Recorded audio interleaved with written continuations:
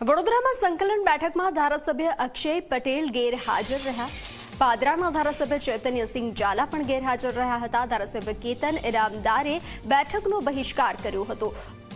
તો કલેક્ટરની સંકલન બેઠકમાં જવાથી કેતન ઇનામદારે ઇનકાર કર્યો હતો। એક અઠવાડિયા પહેલા સીએમને પત્ર લખી અને રજૂઆત કરવામાં આવી હતી। તો પાદરાના ધારાસભ્ય ચૈતન્યસિંહ ઝાલા પણ આ સંકલન બેઠકમાં ગેરહાજર રહ્યા હતા। તેઓએ આ બેઠકનો બહિષ્કાર કર્યો હતો।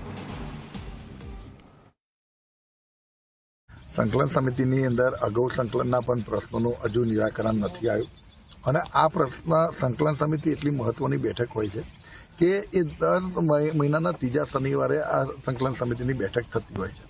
તમામ વિસ્તારના ધારાસભ્યશ્રી અને સંસદ સભ્યશ્રી અને જિલ્લા પંચાયતના પ્રમુખશ્રીથી માંડીને તમામ હોદ્દેદારો ત્યાં ઉપસ્થિત હોય છે। તમામ ડિપાર્ટમેન્ટના સર્વોચ્ચ અધિકારી ઉપસ્થિત હોય છે। માન્ય કલેક્ટરશ્રીના અધ્યક્ષતાના મીટિંગ મળતી હોય ત્યારે એ વસ્તુની ખૂબ મોટી ગંભીરતા હોય છે। આ સંકલન સમિતિમાં જ્યારે પણ પ્રશ્ન પૂછાતા હોય તો જે તે ડિપાર્ટમેન્ટના જે પણ પ્રશ્ન હોય એનું ગંભીરતાથી લેવા।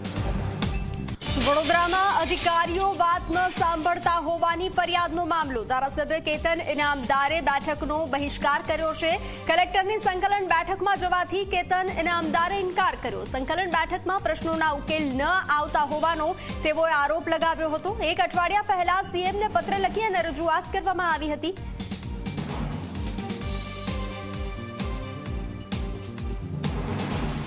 તો સંકલન બેઠકનો બહિષ્કાર કર્યો છે। વડોદરા કલેક્ટર કચેરીએ સંકલન બેઠકનું આયોજન કરવામાં આવ્યું હતું। વડોદરા કલેક્ટર ખાતે આજે જિલ્લા સંકલનની બેઠક છે તેમાં ભાગ લેવા માટે વડોદરાના ધારાસભ્ય કેવરભાઈ પણ પહોંચ્યા છે। કેવરભાઈ, શું કહેશો, કયા કયા પ્રશ્ન છે તમારા જે સંકલનમાં તમે આજે ઉઠાવવાના છો? તો કયા પ્રશ્ન છે કે જેનું નિરાકરણ આવી નથી રહ્યું? અમે કોઈ પણ દિવસ શહેરની સંકલન એટલે શહેર જિલ્લાના ધારાસભ્યની માનનીય કલેક્ટરશ્રી સંકલન બોલાવે છે, માનનીય મ્યુનિસિપલ કમિશનરશ્રી સંકલન બોલાવે છે અને પોલીસ કમિશનરશ્રી પણ સંકલન દર મહિને બોલાવતા હોય છે।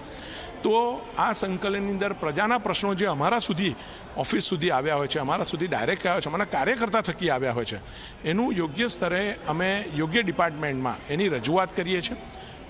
વહેલા મોડા કામો થતા હોય છે, કામોની ટેકનિકલ જે અંદર અડચણો આવતી હોય છે એને પૂરી કરીને બધા જ લોકો પ્રયત્નશીલ હોય છે કે પ્રજાના પ્રશ્નો કલેક્ટર કે ધારાસભ્યો ક્યાંય અલગ નથી, એ પણ પ્રજાને જવાબદેહ છે, અમે પણ પ્રજાને જવાબદેહ છે। તો બંને મળીને પ્રજાના પ્રશ્નોનું નિરાકરણ કેવી રીતે આવે, અથવા મ્યુનિસિપલ કમિશનર કે ધારાસભ્યો કે મેયર કે ચૂંટાયેલો કોઈ પણ પ્રતિનિધિ અલગ નથી, બંનેનું ટાર્ગેટ અને ફોકસ એક જ છે કે પ્રજાના પ્રશ્નોનું નિરાકરણ ઝડપથી આવે। એક સવાલ એ છે કે ડ્રગ્સનું નશામુક્ત અભિયાન ચાલી રહ્યું છે।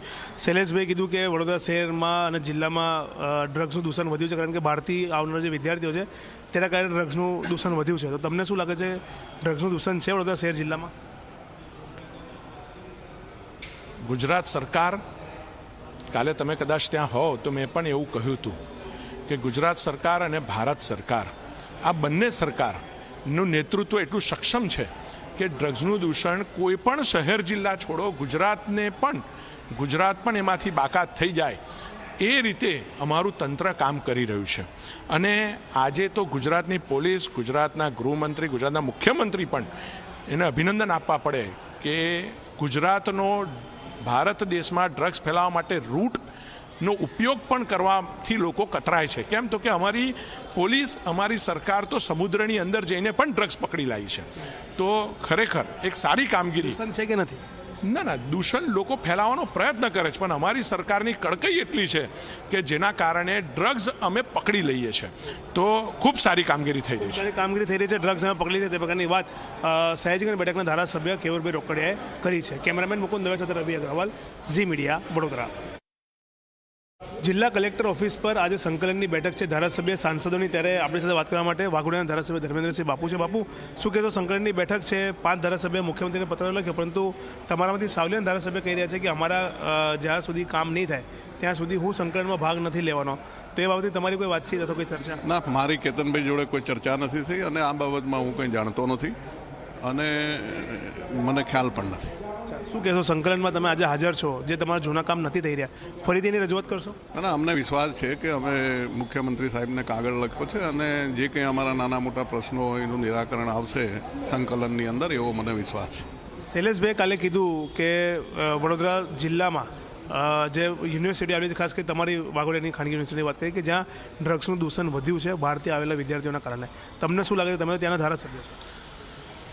શૈલેષભાઈના ધ્યાન ઉપર આવ્યું હશે અને જે કોઈ વિષય હોય તો આ બહુ ગંભીર બાબત છે, કારણ કે યુવાનોમાં વ્યસન મુક્તિ માટે થઈને અમે બધા જ દર વખતે રજૂઆતો કરતા હોય છે ને વ્યસન મુક્તિ માટે થઈને બધા કેમ્પો પણ ચાલતા હોય છે. આવું કંઈ મારા ધ્યાન ઉપર આવ્યું નથી અને આવું કંઈ હોય તો એની ગંભીર નોંધ લેવામાં આવશે. પણ ડ્રગ્સનું દૂષણ છે વડોદરા શહેર જિલ્લામાં? મારા ધ્યાન ઉપર આવ્યું નથી ને આવું કંઈ હોય તો એની ઉપર ગંભીર નોંધ લેવામાં આવશે. બિલકુલ, મારા ધ્યાનમાં આવું કંઈ નથી અને આવું કંઈ હોય તો તેની ગંભીર નોંધ લેવી જોઈએ અને તે પ્રકારની વાત વાઘોડિયાના ધારાસભ્ય કરી રહ્યા છે. મહત્વની બાબત છે કે ડભોઈના ધારાસભ્ય કહી રહ્યું છે કે વાઘોડિયામાં બહારથી આવેલા વિદ્યાર્થીઓના કારણે ડ્રગ્સનું દૂષણ છે, પરંતુ ખુદ વાઘોડિયાના ધારાસભ્ય કહી રહ્યા છે કે મારા ધ્યાનમાં આ વસ્તુ નથી. છતાંય શૈલેષભાઈના ધ્યાનમાં છે તો તે બાબતે સરકારે ગંભીરતાથી વિચાર કરીને આ ઉપર નિર્ણય લેવો જોઈએ તે પ્રકારની વાત તેઓ કરી રહ્યા છે. કેમેરામેન મુકુંદ દવે સાથે રવિ અગ્રવાલ, ઝી મીડિયા, વડોદરા.